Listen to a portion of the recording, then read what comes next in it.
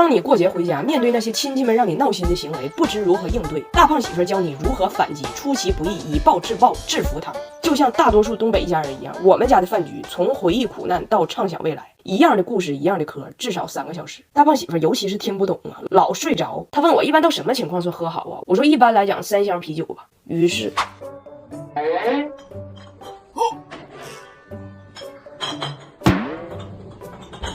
在干嘛？需要帮忙吗？哎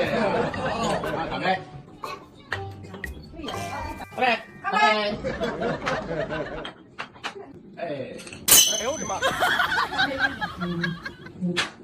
志明啊，拿它干嘛呀？啥是这样？啥是这样？过节回家看老人，你拿点啥他都说你浪费钱。于是，你好，你好。不要，太费钱了。哎呀，你好，来接你。不要，这太费钱了。哎呀，你好，我点什么买呢？不要，这太费钱了。我请。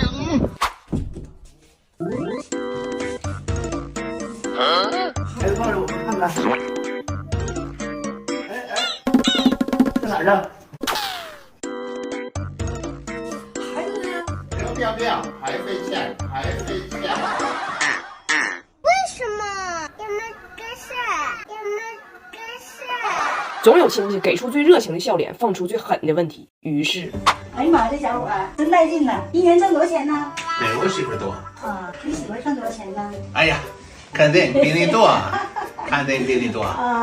总有亲戚见着你就一次又一次评价你的外貌缺陷。于是，你是不是又胖了，肚子又大了？你的头发又少了。谁说我头发少了？这不都是吗？这可不可？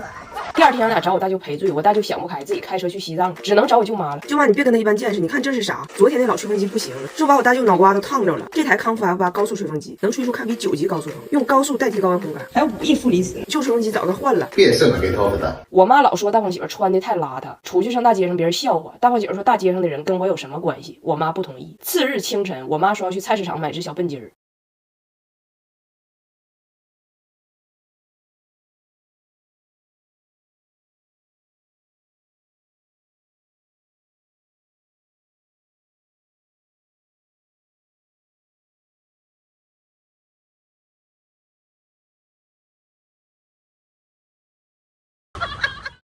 哎，你知道如果过一段时间形势好转了，我大胖媳妇和孩子要是能过来了，我最愁的事儿是啥吗？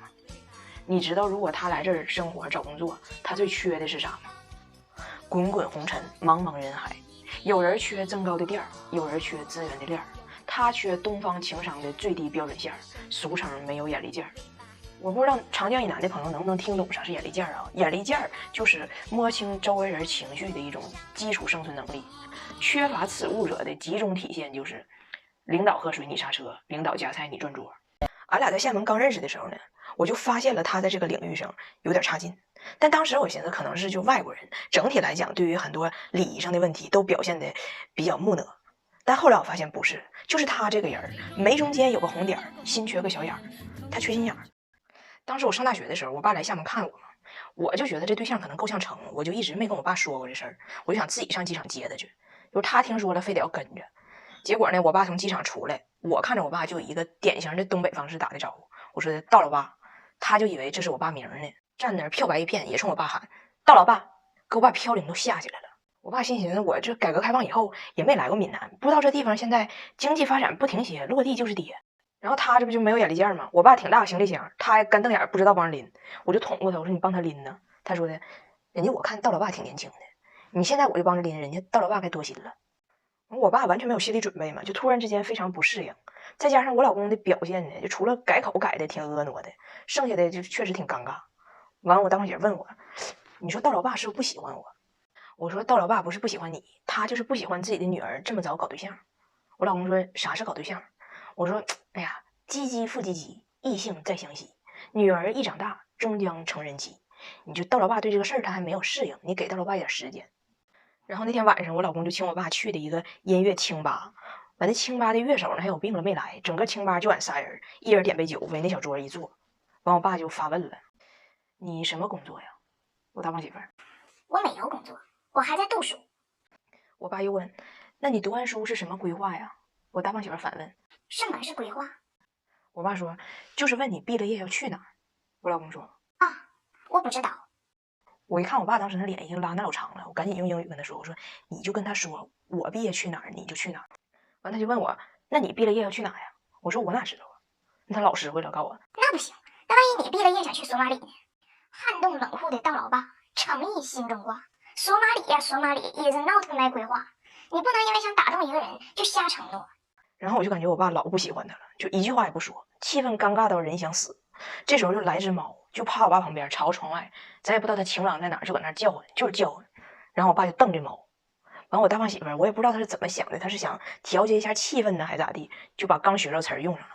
过来了，拿杯酒敬我爸杯酒，说：“你不要怪他，他想搞对象，他想搞对象。”许多年以后，就我俩马上都要办婚礼了。有一次在铁岭，我爸还有大胖媳妇儿一块儿去吃烧烤、喝啤酒，都喝多了。然后我爸还追忆往事呢。说实话啊，就当时我不是很得意你，我寻思这小子是不是小时候在加拿大的地方被冻着我，怎么虎了吧唧的呢？但是我爸呢有个小习惯，这个小习惯呢在他喝酒以后尤为严重。就他常年练书法，所以他就经常一边说啥一边在空气中他就得练这个字儿，就搁这练。然后他这嘴呢还得配合他这书法，就是可能是要吹宣纸啊还是咋的，就这边写这边。所以我爸就一边书法感情一边搁那自己虎了吧唧。我大胖媳妇就问我说，我老丈人这衣服前面这俩兜底下破那老大口，他不知道吗？我说他知道，但这衣服呢是我人生第一次打工挣钱给他买的礼物，所以他说破啥样也得穿，除非你给他撕成碎片。就在这个时候呢，过来几个人要来敬酒，是我爸单位同事在这烧烤店认出他来了。但是我大胖媳妇呢完全没有察觉有人来，他那个不回弯的小脑袋里就回荡着那一句话，除非把它撕成碎片。他看他老丈人要起身，灵机一动上去呱家薅住了我爸胸口开线的两个衣服头，说时迟那时快，我爸一起他一薅，咵嚓一声，道老爸道主任在他的同事面前，白衬衫被撕下去两个大条，露出了枣红色的红衬衣，像对联似的。然后我老公还学我爸呢，撕成碎片。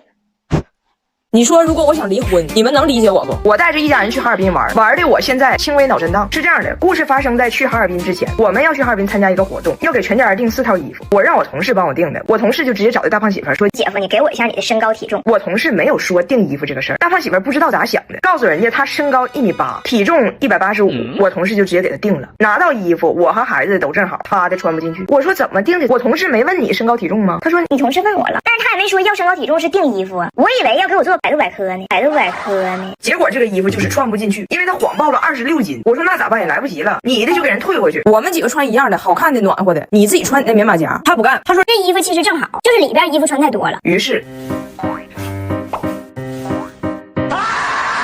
但是他一看我都已经联系人准备要退了，为了保住这件衣服，这个男人居然决定在哈尔滨旅游这3天，瘦到能穿进这件羽绒服。哎，真下了狠心呐！我们逛了那么多地方，那么多好吃的，人啥也不吃。第1天真挺过去了，我看他肚子真小一圈。第2天我们去泡温泉，我觉得他好像是饿到极限了，眼睛都绿了，但是嘴上就是不承认。我们吃啥他也不吃，奶茶啊！但是被我同事偷拍了，在一个放满了青椒的泡澡池里。我同事跟我说，姐，我刚才偷摸拍的姐夫。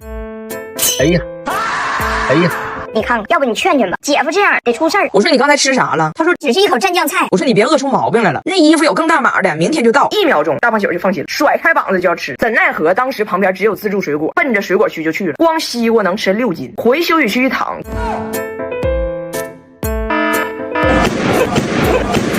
哎呦我的妈！吓整个哈尔滨一跳，回去换上了最大码的新衣服，合身了。大胖媳妇做回自己了。怎么说呢？快过年了，大胖媳妇是奔着出栏去吃的。谁跟你讲？吃的多他就快乐，他就劲儿大，他就伤害性极强。俺一家人一起去冰雪大世界，进去他就要玩那个最刺激的大滑梯。我说我不去，咱就玩点这个拉小孩这个雪上轮胎这种安全的，我怕摔。他说没事儿，你别怕摔，有我在。话音未落，晚安，玛卡巴卡。他说对不起，我玩嗨了，没收住，我收拾点绳子。过了5分钟，他问我咱中午吃啥？我说杀猪菜。他说杀猪菜。我说孩子们也未能幸免。